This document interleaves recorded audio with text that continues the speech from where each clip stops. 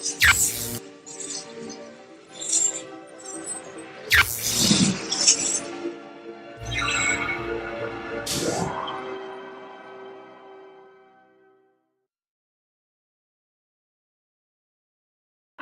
Appleby from Say2 Production Company Limited. Say2 has been established for over 25 years as a leading company in theatre, production, film, and especially in theatre in education. And today we have a little taster for you all, which hopefully I'm sure will be of great benefit for the examinations and for your study, learning skills, and of course revision. So we're going to look at William Shakespeare's most bloody play, apart from Titus Andronicus, Macbeth. We're going to look at just a couple of scenes to begin with, and then we're going to ask some questions that you can then answer in your own time with your teaching staff.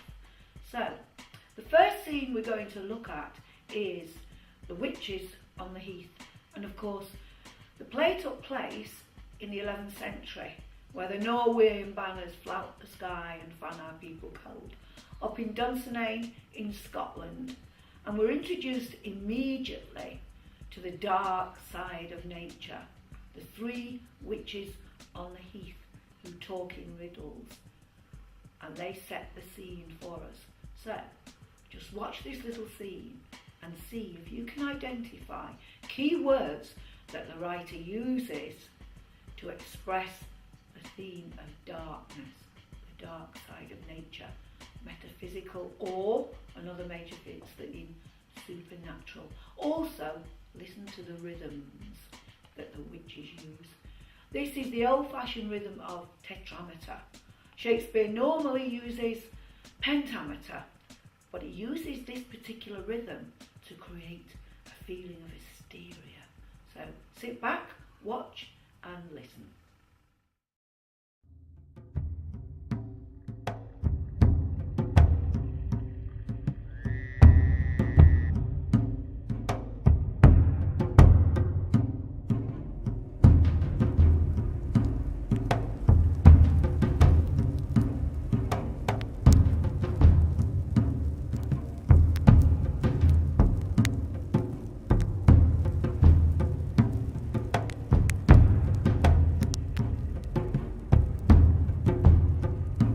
When shall we three meet again? In thunder! Lightning! Or in rain? When the hurly-burly's done? When the battle's lost or won? That shall be the set of sun, where the place Upon the heath, there to meet with Macbeth! Is foul and foul is fair, often through the fog and filthy air. So, we hope you enjoyed our particular interpretation of the three witches on the heath. And remember, this is our interpretation, the way we chose to express our idea. So, what did you discover? Words like thunder, lightning, or in rain. And of course, information that tells us what's been going on, when the battle's lost or won. And I'm sure you know that this is a literary device used by writers to create tension. Lost and won is an antithesis to opposites like love and hate. Now we're going to move on to the next scene, and we're introduced to one of the central characters, King Duncan.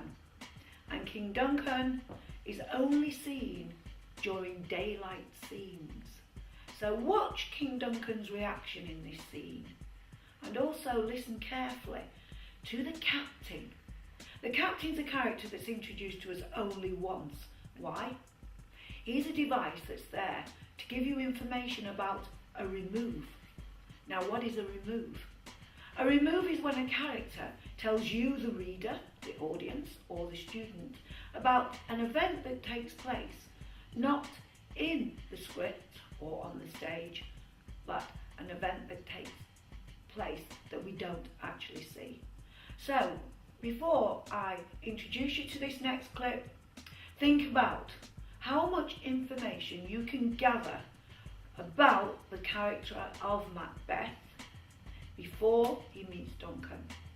and what the character tells you about Macbeth. So once again, sit back.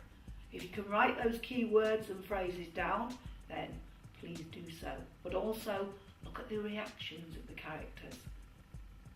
So sit back, watch this scene, and pens ready, enjoy. What bloody man is this? This is the sergeant who, like a good and hardy soldier, fought against my captivity. Hail, brave friend. Say to the king the knowledge of the broilers thou didst leave. Down for it stood, as two spent swimmers that do cling together, talking the night.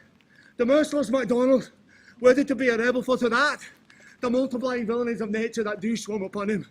From the western hills of the Kens, and the gallow glasses that supplied, and fortune on his damned quarrel, smiling showed like a rebel's whore.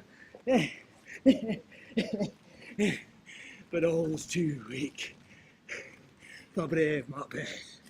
Aye, he deserves that name, as he brandished his steel which mocked with bloody execution, till they carved out their passage and faced the slave. Which near shook hands, no bade farewell to him, till he unseamed him from the nave to the chaps, and fixed his head upon our battlements. Cousin worthy gentlemen. Mac, King of Scotland, Mac, no sooner justice had compelled the skipping cans to twist their heels. Well, the Norwegian lord, surveying vantage, the furbished arms and the new supplies of men, began a fresh assault. Is made not this our captains Macbeth and Banquo? The sparrows, eagles, hare, the lion. I must report that cannons were overcharged and double clacked, but I cannot tell. My gashes, they cry for help. Thy words become thee as thy wounds. Go get him surgeon. Macbeth. Who goes there? Hail, great king. Whence camest thou, worthy Thane? From Fife, great king. Where the Norwegian banners flew out the sky, and fan our people called. Norway himself, with terrible numbers, assisted by that most disloyal traitor, the Thane of Cawdor, it began a most dismal conflict.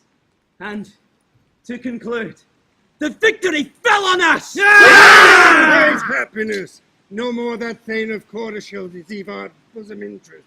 Go, pronounce his present death, and with his former title, greet Macbeth. I'll see it done. What he hath lost, the noble Macbeth hath won. So, in that scene, what did you discover? Most bloody. The word that's mentioned over 100 times. Again, a literary device used by writers to drive a theme home. The word blood in this play is mentioned over 100 times. And the first line, what bloody man is that? Did you identify the key words that describe honourable, brave Macbeth, a worthy soldier? And this is to set the audience or the reader up ready for the downfall of the protagonist. What's a protagonist? Protagonist is the central character or the main character. So of course, we all know who that is.